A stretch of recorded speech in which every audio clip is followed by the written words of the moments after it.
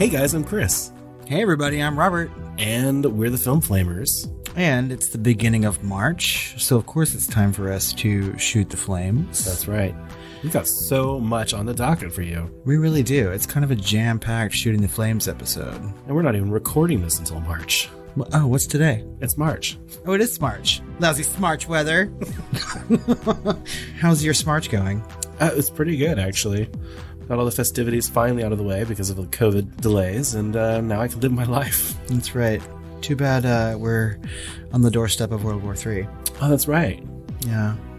Did you know the movie we're about to talk to was banned in Ukraine? The only country in the world it was banned from. What? Really? Land of the Dead? As far as I could tell, yeah. Oh my lord. Well, Ukraine knows where it's at, really. Well, repercussions is all I'm saying. Russia will not stand for a banning of a George Romero film, so they're going to enter your borders. No, but seriously, that's kind of frightening, isn't it? I mean, like... Well, I mean, I'm just saying the last time a major power invaded another one in Europe, it started a world war. But, you know, I guess we don't care about Crimea. But Ukraine did used to belong to the Soviet Union, so it's a little different. But, you know, I feel like nothing's really going to happen. The world is just going to literally stand by with economic sanctions, etc., until Ukraine is completely taken over. I don't know that anything's going to happen. And if it does, Russia's probably just going to continue taking things all at once. I can completely agree with you. Either way, we're slouching towards Bethlehem. I mean, I don't like it when I get a random Twitter update and I think it's going to be something fun and it really says like Russia puts its nukes on high alert or something like that. And I'm like, yay, thanks. Or Russia fires on nuclear facility. I'm just like, no, we cannot have World War III. Dumb. I mean, there's lots of really, really terrible things going on in the world, but can we talk about the fuckery the Oscars are doing? Oh my god, even worse than World War III. I mean, I think that they're just causing extra war. I mean, I don't know. So, I mean, you and I've already talked about off mic about like the craft category dismissal of what they're doing. Yeah, so they're getting rid of film editing and like music and things like that, so they can make more room for clips for the best picture and the actors and shit. And I'm like, fuck you. They're so fucking tone deaf. And I barely cared about the Oscars to begin with, especially because they keep on like shitting on, or at least not including, some of my favorite films, including like this year, for example, The Green Knight. And that's true. I mean, like every year I'm unhappy with some of the choices, you know what I mean? But this is how the Academy works. And I love the Oscars very, very much. It's super important to me. And I enjoy like sitting down and watching all of the awards get announced. You know what I mean? I feel like every nomination deserves a moment to shine. I feel like the Oscars were great, you know, at a certain time, you know, but I feel like in the last 10, 15 years, they've really gone downhill like very steadily. Yeah. So when I hear you say you still love the Oscars that much, it's like someone saying they love Haley Joel Osment today. I'm just one of the few, I guess. I don't know. I mean, like the Oscars are just amazing to me. If I can have one tattooed on my leg, you know, I never miss the Oscars, and I look forward to it every year and like keep up with shit as the year goes on. But I mean, if they're going to take nominations like makeup and hairstyling, film editing, documentary short, and so on, and just like relegate them to some pre-ceremony thing. Yeah, surface level only, nothing that actually went into making the films. Exactly. Let's celebrate filmmaking. I mean, it's dumb. They tried to do this again. Well, they tried to do this a couple years ago, and it didn't work. They ended up putting them back into the ceremony, right? Within like a week or so of announcing this. They announced this a couple weeks ago, and they haven't budged yet, even though like entire members of the Academy from like cinematography or editing are vowing to leave the Academy forever because of this. Yeah. So I'm hoping they change their mind, because we do not need another fucking clip montage. No. Aside from that, they have a fucking fan favorite. Yeah, vote. I feel like this should be about filmmaking, and it should remain prestigious because it's all about the peers, right? The film editors voting for the film editors, et cetera, et cetera.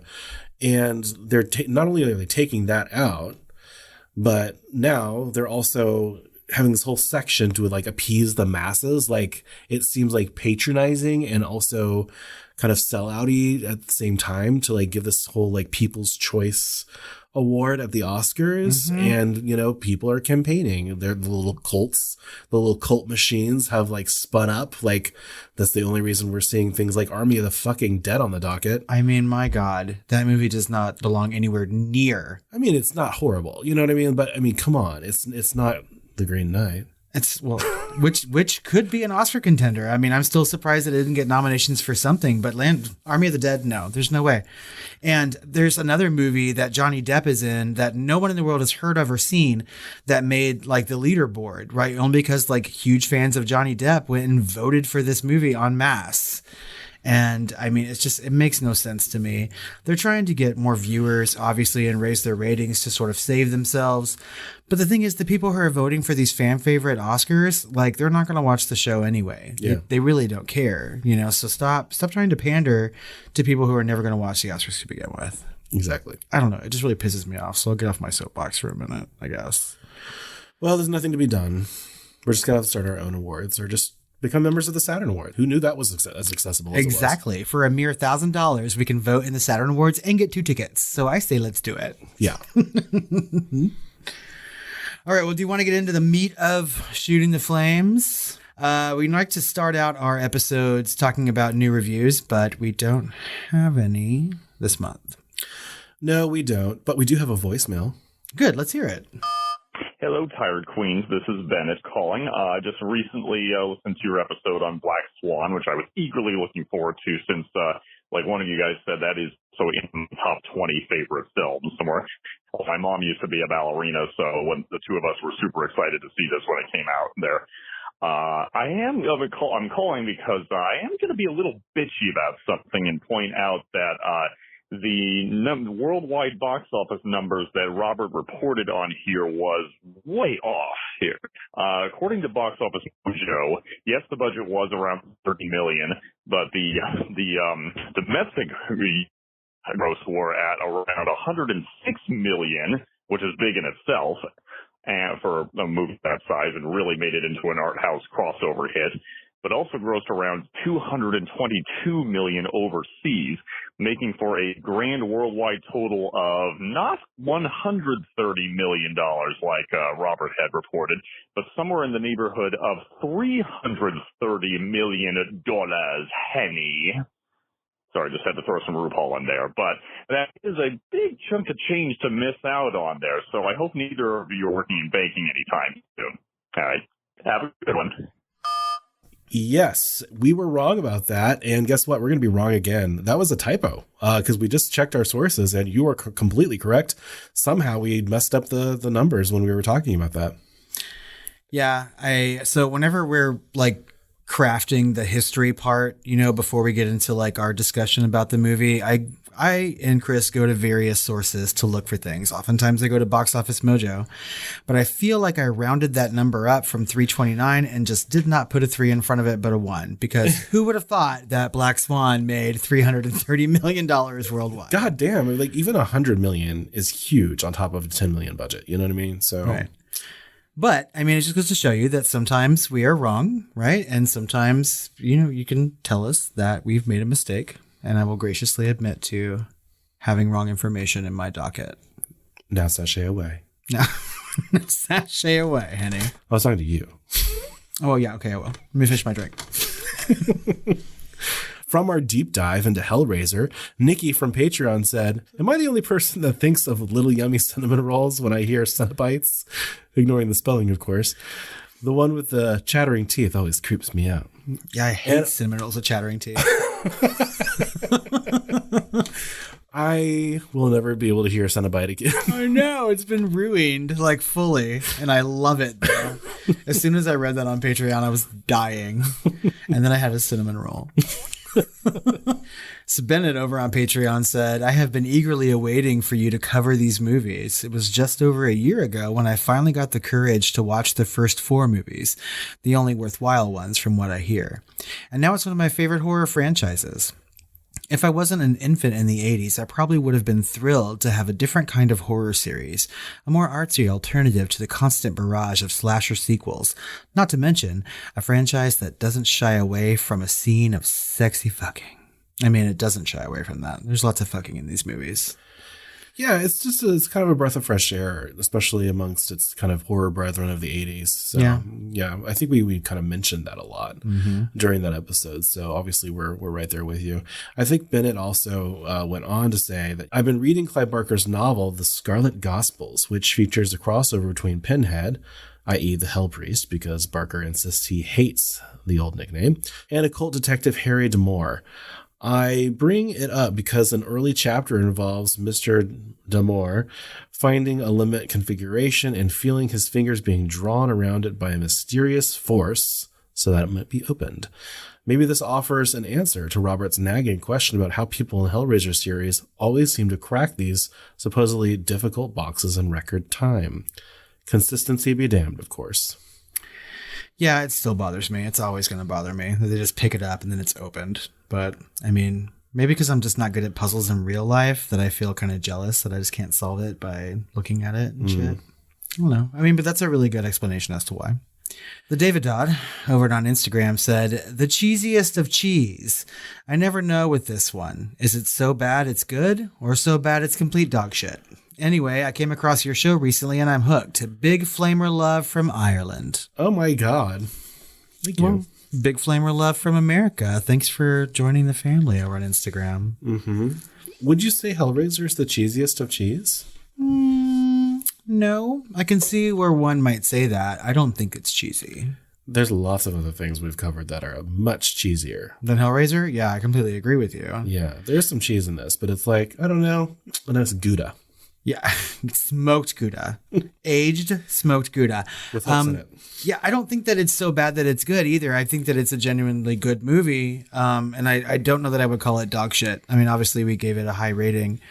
But I mean, whatever reason you watch it is fine, you know? The David Dodd continued over on Instagram and said, okay, so I totally agree with everything you guys said about this film. I always remember watching it and thinking there were huge continuity errors and plot holes. And yes, how the hell did she figure out the box so quickly at the end? Julia went some stiff D, and will tear your whole part had me laughing out loud in the car on the way to work during a particularly stressful period. Speaking of hole, you should watch an Irish horror film called The Hole in the Ground. It's brilliant. I've been wanting to watch that. It is brilliant. It's a really excellent movie. Yeah. So thank you, David Dodd, for like reminding us of that. This is one we probably should put on the docket at some point for a deep dive. It's an excellent film. You would love it, Chris. It's been on my list forever. And I'm also glad that we could make you laugh during a stressful time. I mean, Chris and I are always happy when people say that we help them out in periods, and I just like it when people say we're funny. At BattleBurrito over on Twitter said, we came, so the box causes Cenobite orgasms? Kinky. You opened it, we came. I never thought of it that way, but I mean, grammatically it makes sense. It does. You're right. I'm going to start saying that during every sexual encounter. You opened it, I came. From our deep dive into Hellraiser 2, Nikki over on Patreon said, great episode, guys. How did you not mention how Kirsty, a regular human, put on the skin of Julia? Who the hell knows what she is, but human she isn't. Or how funny it was to watch Cenobite Chenard's feet floating. I was cracking up. I didn't even really think about it until she commented that his feet are like barely touching the ground, like he's on tiptoes the whole time. Well, no, like they had to like remember what I said during that. Like the actor refused to get into the contraption, so they only could do close-ups of his feet and his face, and then everything away was like someone else or like a miniature or something, and so it just looks really muppety. It does. Like the whole Chenard thing just looks fucking muppety. I can't even. Yeah, but yeah, the whole putting on the skin thing. We tried to make that sound as absurd as possible in the synopsis. Maybe it was the way that I read it. I don't know. I just want to see that as like a B-reel, you know, like a blooper take. Like she's just like sitting here while the bad guy's monologuing just around the corner, just trying to strap on the spandex of this woman's skin. Gross. Like, ew, ew. Meanwhile, he's like, oh, the Garden of Eden. Whatever. No, it was Chenard, so it was more likely, whoa. I love his operatic scream. Thank you for reminding me. Kimberly over on Patreon said, slut slaughter. Fucking LOL'd so much. You guys are demented, and I am here for it. We're here for it too. Really. That's right. Every day. Slut slaughter. Oh, Bennet over on Patreon said, how do you bitches, and I mean that affectionately, of course, not find the sequel scary or at least stomach churning? Maggots aside, I'm looking at you, Robert. If a scene involving razors, self-harm, and bloody skinless demon wrestling someone to death doesn't make your jaw drop in horror, what the fuck will? Well, I mean, I've seen movies that are far more stomach churning than this and bloody and violent, you know? So maybe it's just like situational, but yeah, I wasn't scared watching this movie. No. I stand by that. I mean, like, stomach churning, yes, in certain parts. And maggots are fucking stomach churning. Yeah. I mean, they're just gross. Yeah, there was a little bit more stomach churning stuff than scary stuff, I would say. Yeah. I don't know. Maybe under other circumstances, I might be scared because, I mean, it happens from time to time that I'm not. But, I mean, I'll watch it again and we'll see what happens. Honestly, given our day jobs, I mean, well, our night jobs, I guess, for this podcast, it's a miracle that we get scared anymore at all. And Robert always gets scared, you know, at something. So, that's true. You know, really, we're not the barometer. You should ask someone else. I would say that probably like the first time I watched this movie when I was younger, I was probably scared by it, you know, but not on this watch. I'm much more scared by the original Hellraiser. Of course, I tell him to ask someone else, and we have it as an official question to each other every deep time. Oh, God.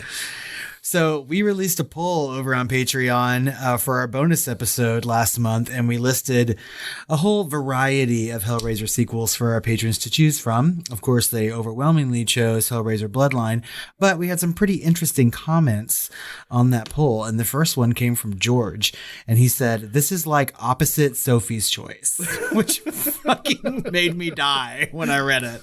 It was so funny. Orion over on Patreon also said, I think Bloodline is a better third part than Hell on Earth, of course, which is debatable, but we also kind of agree. And Christ on Drugs, those were some awful sequels. Having seen The Night House recently, I'm really looking forward to the new one. Meaning that, of course, the new Hellraiser movie is going to be done by the same director and writer combos as The Night House was. That's right. And amen, really, because The Night House was such a good movie, and I am just anticipating anything they create. Mm-hmm. Bennett said on the poll, while I voted for you guys to cover Bloodline for the bonus episode, part of me wishes that you could still find room for Hellraiser 3. It sounded like Chris may have preferred to discuss that entry.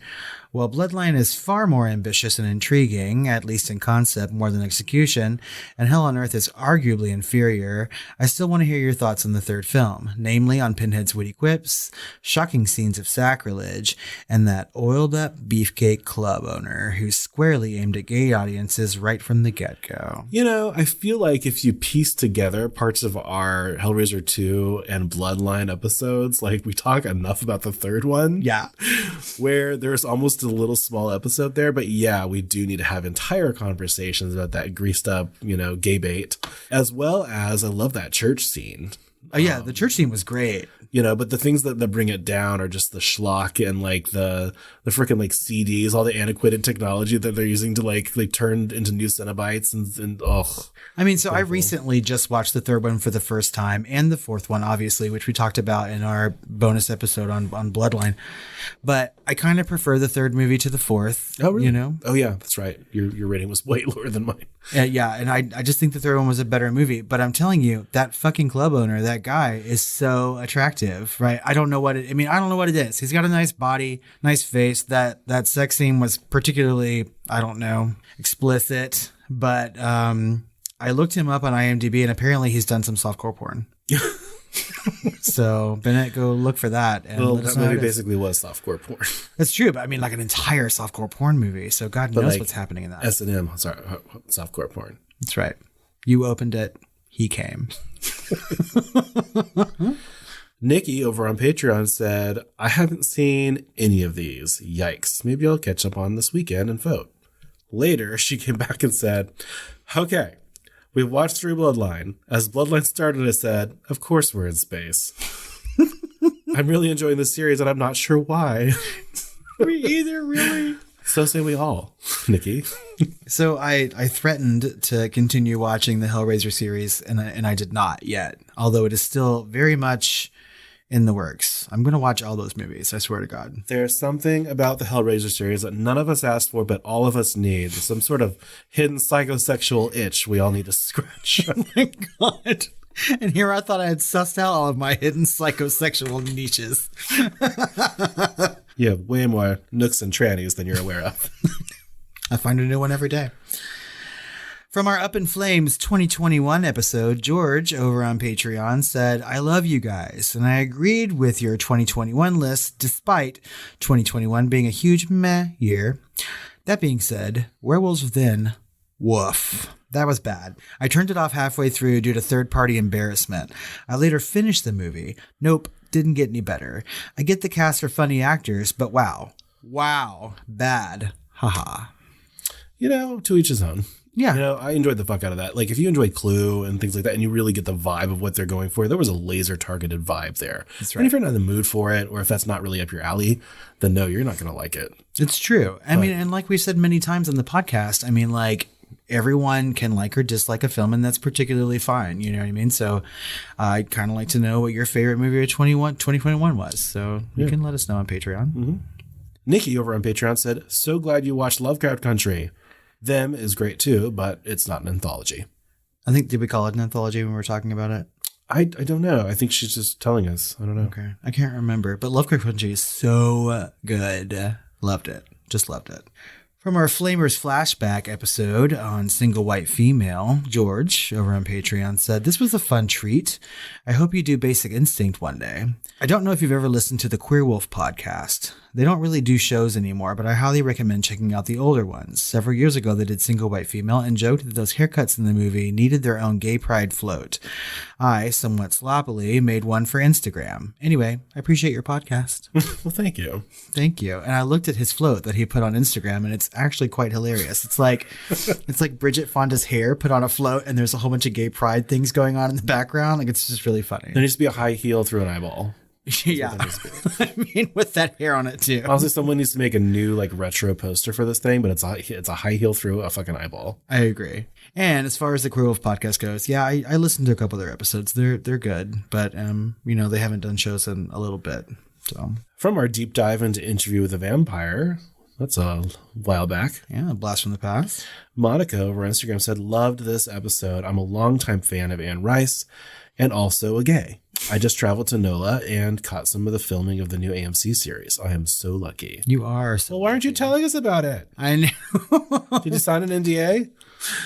My God, we have to know exactly what was going on at the scene that you were looking at. Please. Go back and take pictures and become a stalker just for us. You'll be our eyewitness report. That's right. You'll be our Nightcrawler, like that movie. Yes. Right? Yes, do it. It's funny that she brought this up because Chris and I are actually traveling to New Orleans ourselves the first week in June to go to the Overlook Horror Film Festival. That's right. And it is thanks to our patrons completely that we're able to do that, because 100% of the cost of the traveling and the hotels and the tickets and the access all comes from savings that we've gotten from our patrons. So you enabled us to do that, and we're going to hopefully come back with a lot of awesome content. That's maybe right. Even another angry voicemail from a director. I hope so.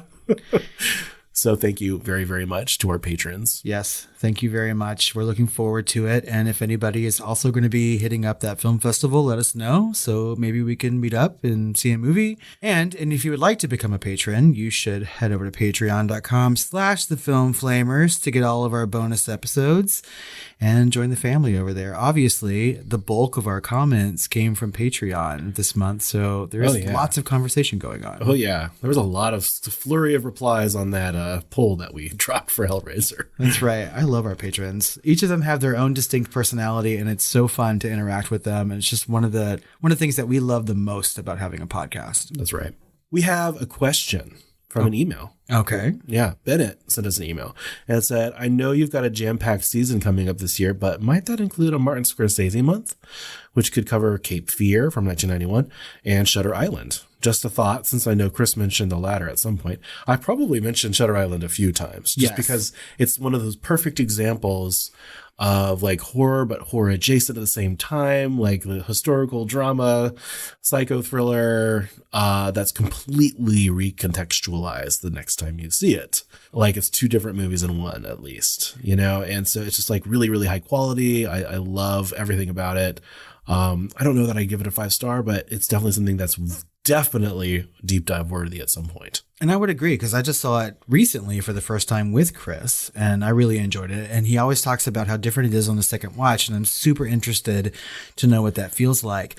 Also, I think that Cape Fear is like a seminal, like horror adjacent 90s film, which I love and I've seen many, many times. So I'm not opposed to talking about that in a deep dive. Like we've said on the podcast a lot, like we have movies planned up into like 2023 at this point. Yeah. So, I mean, I don't think that... Yeah.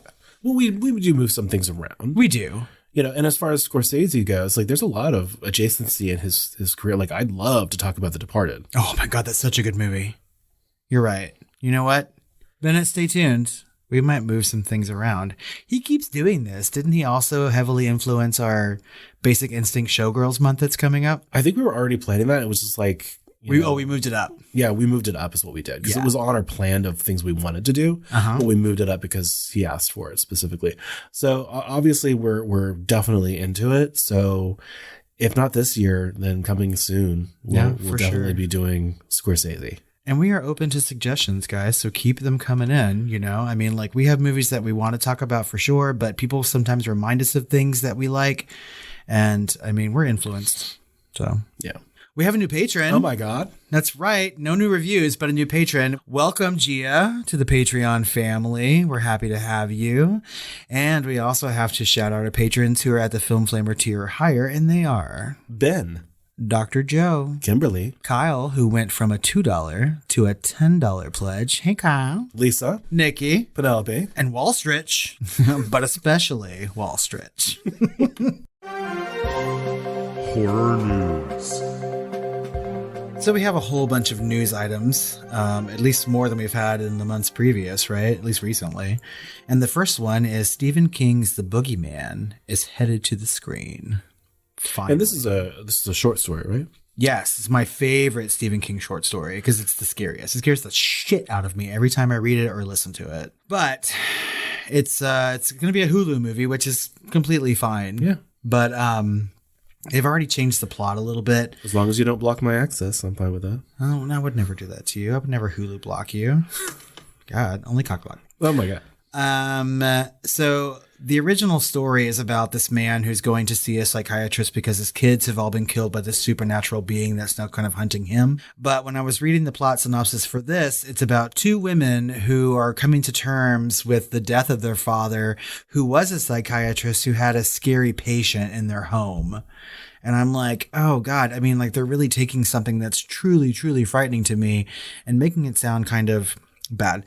But I mean, it's kind of hard to turn this into a feature-length film. It's been made into a short film already back in the 80s, which was good. But I've always waited for a bigger scaled adaptation of this. And I feel like I'm just not going to be happy with it. So, well, we'll see. I mean, I'll watch it anyway. Well, Netflix has a new BioShock movie, and it was officially announced, and I'm very excited for that. I thought you might be. Yes, yeah, because I played that game, and it scared the shit out of me. So I used to have this apartment with a sunroom that was enclosed, and so there was like sliding door. I guess it used to be like a balcony or something that they enclosed. So I had the sliding glass doors behind me, and I was playing this game. And I'm like in a dentist office in BioShock, right? Because it's this underwater community with dentist office and malls and residences and all kinds of shit, theaters. And so I'm in this dentist office. I'm just looking for shit, supplies. And there's a body on the table. I'm like, okay, there's bodies. You know what I mean? And so I go over and I'm rummaging through things and I turn around, the body's gone. Right? Okay. I'm like, okay. So I continue and I'm like, fuck that. So I continue and I'm rummaging around. Lights turn off, turn back on. And I'm like, holy shit. So I turn around and literally right in front of my fucking face is this body that was there, and it's not a body. And I literally pushed away from my computer screen because it was right there in my face and nearly broke the plate glass, doors behind me, and your husband was there at the time, and he could not stop laughing at me. I mean, he's told me this story actually, because he has also played BioShock. I mean, I'm not a big game player, but he'll be playing something. He only plays this during the day, right?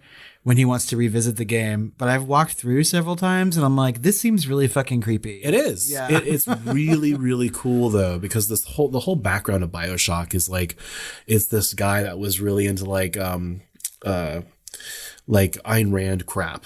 Oh, okay. Yeah. Right. Like, this is only for like the free thinker. This is only for like the super for, you know, and so he built this community below the ocean and, called Rapture.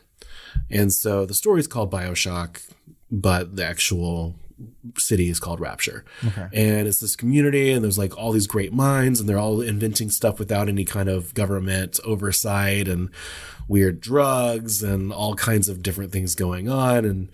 And there's some creepy ass shit that goes on there. That's basically you're visiting it after its collapse. Right? That's neat. And so there's different like gangs and mutants that have formed, and there's different things that are broken down and collapsing, and there's giant guys in like diver suits coming after you. There's little girls that are not quite human involved. I think I've seen some of those walking in and out of the room while he's playing. A whole bunch of political commentary, and it's really, really interesting. Okay, so let's talk expectations for a minute then. Would you rather see a BioShock movie or a BioShock like limited series? I feel like the series would be better, like a really high budget. Yeah, I feel like when video games become movies, I think that they ultimately have to cut some things that maybe they shouldn't. And if you have a little bit more time to explore, and I feel like Netflix should do a series for this, but I don't know. I feel like it could use like it could be like the Rose Red treatment, right? Where it's like a mini series. Yeah. And then you get like the prequel to it, which is like the Diary of like Emily Rose or something like that. It was like the prequel, because I'd love to see the creation of Rapture, and then like the fall of it after is a whole complete different genre and story, you know. And I'd love something like that where it's like a 2-season or a 2-part miniseries or something like that. But one movie, I feel like, is barely scratching the surface.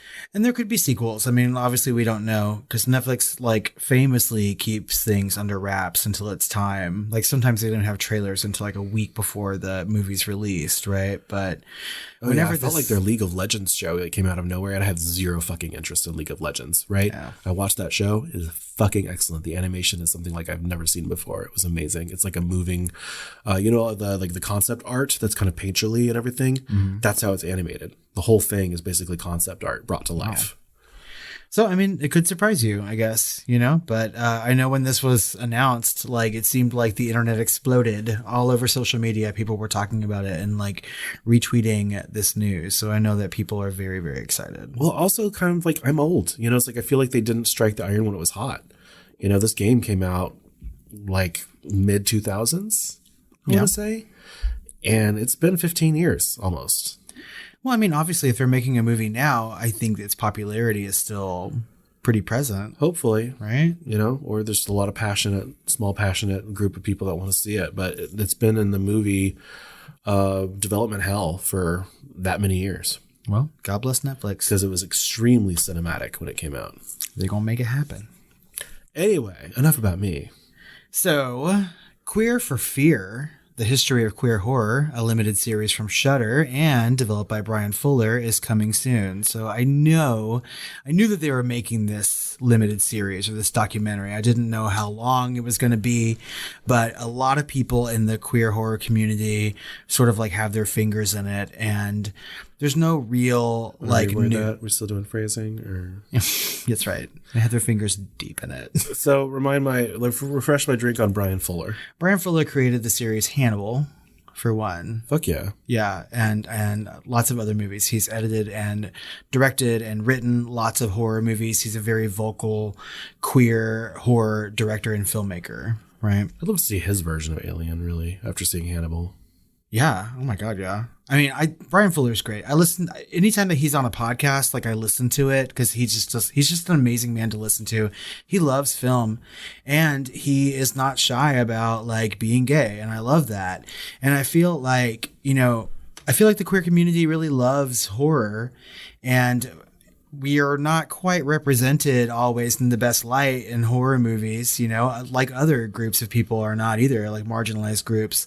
And I'm anxiously awaiting to see like what this docu-series has, or the people they have talking about, or the movies they're going to be talking about. One of the people who are on the Queer Wolf podcast is involved in this movie. And I think it's just going to be great. So he was actually started his career as a writer on Deep Space Nine and Voyager. Okay, really? Yeah, I didn't know that. Had something to do with Carrie from 2002. He did Carrie, the TV remake, right? And I remember seeing that. And then Dead Like Me, Wonder Falls, Heroes, Pushing Daisies, Mockingbird Lane, Hannibal, which was amazing. He was a developer, writer, and executive producer on that. American Gods, yes, where he took a lot of the people from Hannibal, I think, like a lot of his crew. And apparently like some of the new Star Trek stuff. He's also a really big Stephen King fan, so I know that there's a new Christine movie that's in the works, and he's supposed to be writing and directing that for Blumhouse. Yeah. So, I mean, Hannibal alone is enough to like make him a star. Well, speaking of horror ingenues, taking, legendary stuff and bringing it to the screen, there's a new Alien movie by Fede Alvarez. Yes. And produced by Ridley Scott for Hulu. Yes. And this news just dropped about 45 minutes before our recording, so this is fresh. That's right. This is super fresh news. We just found out about it before we sat down to record this episode. So Fede Alvarez did Don't Breathe. He also did the remake of Evil Dead several years ago, which I think is a great reboot movie. I mean, this man does not shy away from the gore. I haven't seen a single one of his movies other than that, I guess. I haven't seen the Don't Breathe series because I keep getting told that they're not good, except they keep making huge amounts of money. The first one's good. The second one, no, not at all. Okay. But, and he also co-wrote and produced the new Texas Chainsaw Massacre on Netflix, which I haven't watched yet. So yeah, but he didn't direct it. So right. He has a little bit of saving grace there, maybe. But I mean, like he's becoming a really big name in horror these days, and I would like to see what he does with an Alien film. Yeah, I guess. I mean, if someone said they were making an Alien movie, I wouldn't be upset with it. You know what I mean? No matter who was making it, I'd be happy to watch it. We already have a great director who has a whole idea with Sigourney Weaver, everything to do That's it. right. Ridley Scott shut that down because he was doing Prometheus and Covenant. Great, fine, but let him pick that up back up. You talking about Blomkamp? Yeah, Blomkamp. Neil Blomkamp. Who has an existing relationship with these people, you know what I mean? And, or even people that would maybe go back into it, I'd love to see Alex Garland do a take on Alien, or, hell, a return to sci-fi by the guy that did Sunshine. Oh, Danny Boyle? Yeah. Yes, that'd be great too. I mean, there are so many people that could, and I feel like this franchise is never going to be dead. You know what I mean? I think it can live on forever, and there's so many different filmmakers and writers that can have a part in it. And I know that there's a Hulu series coming out, and I also read this week that it is for sure that the series will not focus on Ripley. In fact, it will take place years, perhaps centuries before. No one's touching Ripley with a 10-foot pole. No, right, it will never. It's not going to happen. So anybody who wants to Sigourney see wants Ripley, to. I mean, okay, the money truck was backing up, and now it's on its way again. Jesus Christ! I mean, I would love it. I mean, I would love to see Ripley back in something. But literally, everyone wanted that Sigourney Weaver Aliens sequel by Neil Blomkamp, including her and Neil Blomkamp and everyone else that was involved, but Ridley Scott. So how do we do it? How do we petition to make that movie? I don't know why Ridley Scott owns this. Why does he have an owning opinion? He did the first movie. He did not write it. He did not. No. He stepped on as a replacement director for Alien. That is it. Right? If anyone is responsible for the explosion of the franchise, it would be James Cameron. It's true. Right? Bring fucking James Cameron back. Shit. Or Sigourney Weaver. Right? Sigourney, you direct. Please do it. I don't know. Either way, if it says Alien, I'm going to watch the fucking movie. So I'll watch the series. It's all part of the franchise that I love already, and newly love some of the other movies that I thought that I hated, but I was wrong. So clearly I'm just going to love everything. Yeah. Maybe. We'll see, Feedy. We have to close out our news with some sadness, though. Ghostbusters director Ivan Reitman passed away at 75 in February. So rip in peace. He'll be missed. I think Ghostbusters is a fantastic horror comedy. and a movie that I've watched many, many times. And so I feel like eventually one day we'll probably deep dive this one as well. So, but Ivan Reitman had his hand in a lot of other comedies, things like Animal House, right, as a producer and writer and stuff. So he was a force in Hollywood. So R.I.P. Coming soon. Oh my God, Robert, we have a veritable treasure trove of trailers this month yet again. That's right. It seems like Hollywood just like blew its wad all over us, and I think we have the Super Bowl to thank for that. Mayhaps, because we're starting with Jordan Peele's Nope. That's right. A movie that we have been looking forward to finding anything about since they mysteriously dropped a poster for it. The poster's amazing. Love it. It gave me kind of like Alien It vibes. And this trailer is definitely giving me Alien vibes. And we're talking like X-Files aliens. We're talking like little grays, right? And there's a double entendre going on here, right? Because there is the Nope that we would attribute to like Nikki. That's right. Right? Noping out of that situation, but also Nope being an acronym for Not of Planet Earth. Which I wouldn't have thought of in a million years. So I think that's brilliant. There's lots of little subtle things happening in this trailer that make it just look amazing. Like it seems very Jordan Peele, right? Which I love. Yeah. There's a little bit of tongue in cheek going on. And I mean, like, there's just some subtle things like that woman's veil lifting up over her face, and it seems like scarred in weird areas. And I've seen some stills online that make it look especially creepy. But I feel like this is going to be an amazing horror movie, and I'm very, very much looking forward to it. The cast is amazing. Oh, yeah. So, and Jordan Peele, I mean, like, I'm going to watch whatever you make, but I'm super excited for Nope. Have you seen the new poster they have? No. There's a horse. So they replaced that sort of spaceship looking thing in the sky with a floating horse and like trash and stuff like floating all around it. Nice. Like, yeah, it just looks neat. So, okay. Good movie. We also have a trailer for the Doctor Strange sequel, Doctor Strange in the Multiverse of Madness. Directed by Sam Raimi. That's right. I feel like we have talked about this movie a lot on Shooting the Flames since they announced it. I remember our very first podcast Nook talking about the plans for this movie. Right. And we have been talking about this literally since our podcast inception. That's right. And it is finally coming to fruition. And we have to say, like, this trailer does not disappoint, in my opinion. Yeah. Like, I have famously said that I'm just not the biggest superhero fan, or at least I sometimes suffer from superhero fatigue. But when Chris had me watch Doctor Strange for one of our bonus episodes on Patreon, I just fell in love with that movie and that character. And even that was horror adjacent. But this seems like really, really horror adjacent, if not just straight on horror. It could be. You know, I definitely saw WandaVision, which you're going to catch up on. Yes. And there's a lot of horror adjacency there, you know, and Doctor Strange is meant to have that. Right. You know, and so it looks like they're getting closer and closer to that. And the first movie did have some horror adjacency, and this is going to have a lot more of that, you know, and I am here for it. I mean, me too. This is the first time in a very long time that I actively want to go see a Marvel movie in the theater, like opening night, kind of like midnight showing kind of thing. Like, I'm so ready for this. Samesies. Yeah, just unbelievable. So Sam Raimi, you better not fucking disappoint. I know Bruce Campbell's in it, so that's enough for me too. So next up, we've got a trailer for Men, which is new from Alex Garland. That's right. We recently covered Annihilation back in January, and we talked at length about how much we like Alex Garland and his work. And so I feel like I'm looking forward to this movie. I think the trailer looks incredibly creepy.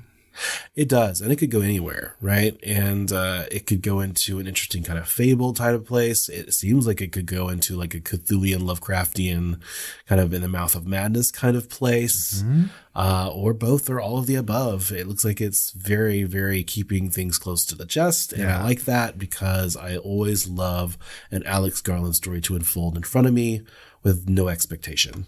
And I agree. I feel like he's directing these movies, and they're turning out to be very, very good.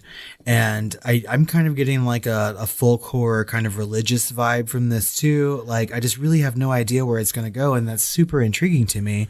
But the way this trailer is presented, like, it just looks really scary. And I think that's kind of new territory for Garland. I mean, like, he does a lot of like sci-fi adjacent, horror adjacent stuff, and this just looks kind of straight on horror. So Yeah. I'm ready for it. So next up is a trailer from Dario Argento. So the master of Giallo is back with a new movie called Dark Glasses. And it just looks like an Argento movie, essentially. It does. Yeah, except for it doesn't have the insane palette. No, it seems more of a normally filmed movie. But I mean, it's got the dark gloves and it's got blood everywhere and insane murders and things like that. So, I mean, it's everything that we know and love about Dario Argento. And I mean, I'm happy to see it. So I know this is going to be released sometime in March here in the States, at least in a streaming capacity. Yeah.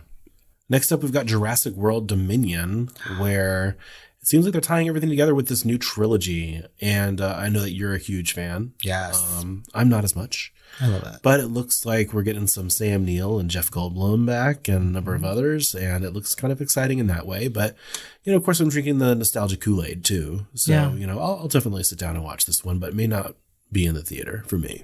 I'm definitely going to see it in the theater. I have seen every Jurassic Park movie except for 3 in the theater. And this last trilogy, I just especially love. I don't know why. It's just popcorn fun, but I was almost literally in tears watching this trailer. I thought it was so good. And there is a lot of nostalgia going on, obviously, with these characters coming back and some of the old dinosaurs coming back, like the one that spits and shit, I'm just happy with it, and I'm happy with any sort of Jurassic Park movie. So bring it on, really. But the one thing I didn't really care for is dinosaurs tramping around in the snow. Yeah, aren't they reptiles? Yeah. How does that work? They die. That's right.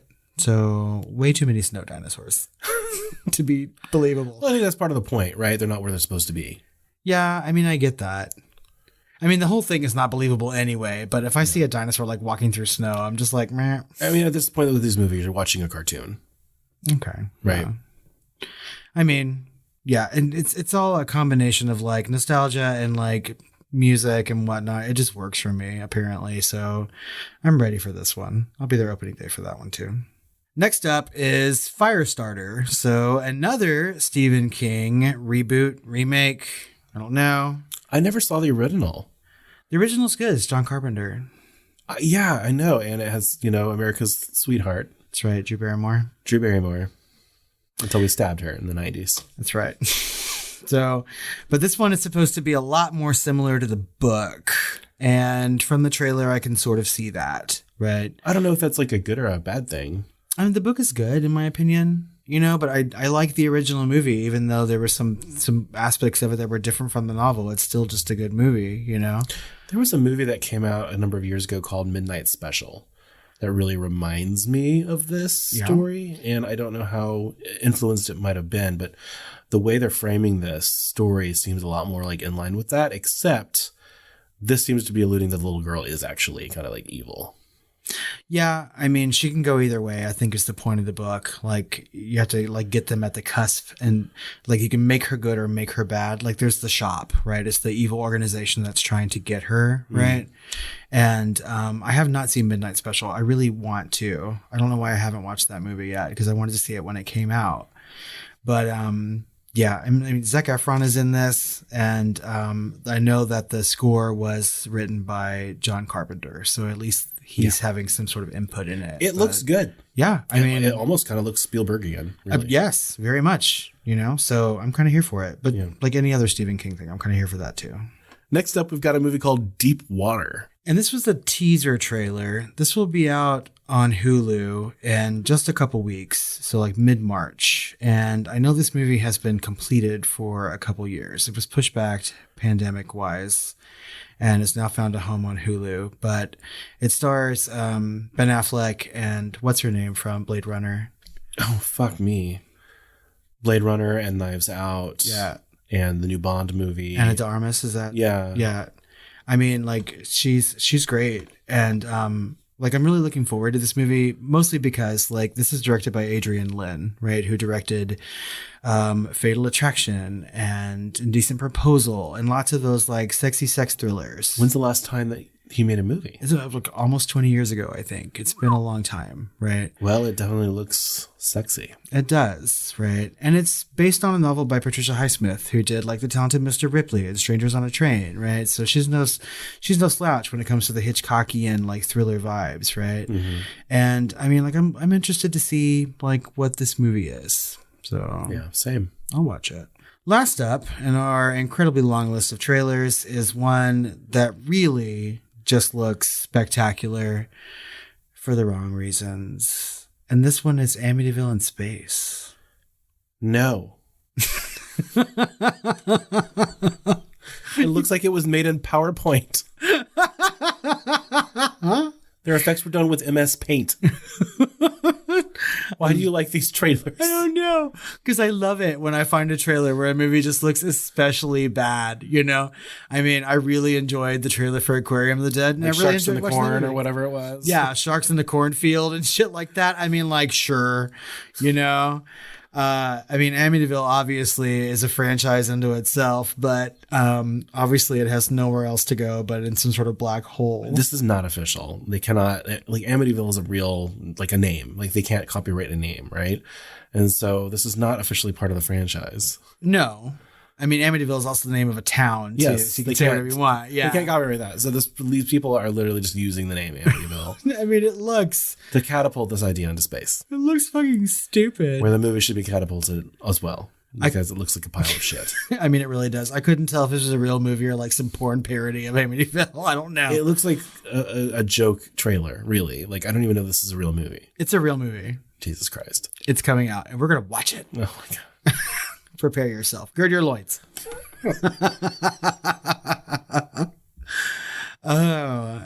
Guys, we want to know what you think about these trailers and news items that we've talked about.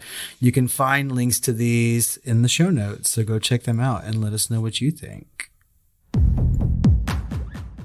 Well, guys, I think that about wraps up this episode of Shooting the Flames. That's right. As always, we want to know what you want to add to the conversation. You can find us on social media at The Film Flamers on Twitter, Facebook, or Instagram. You can email us at tiredqueens@filmflamers.com, or you can call us at 972-666-7733. Feeding my Alvarez. We're queer for fear.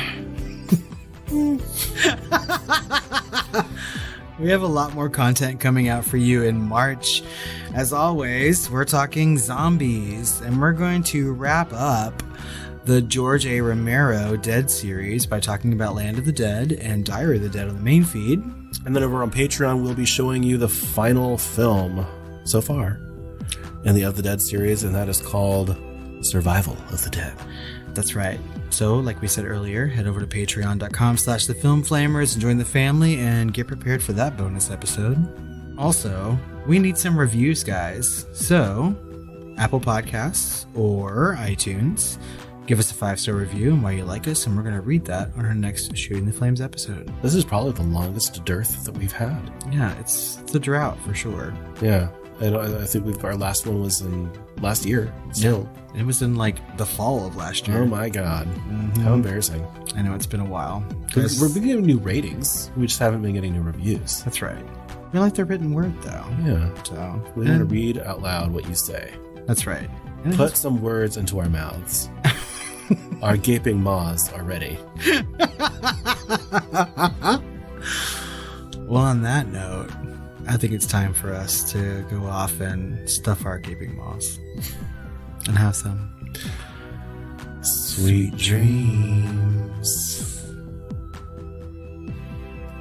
Queer for fear. Firestarter. Holy shit in space.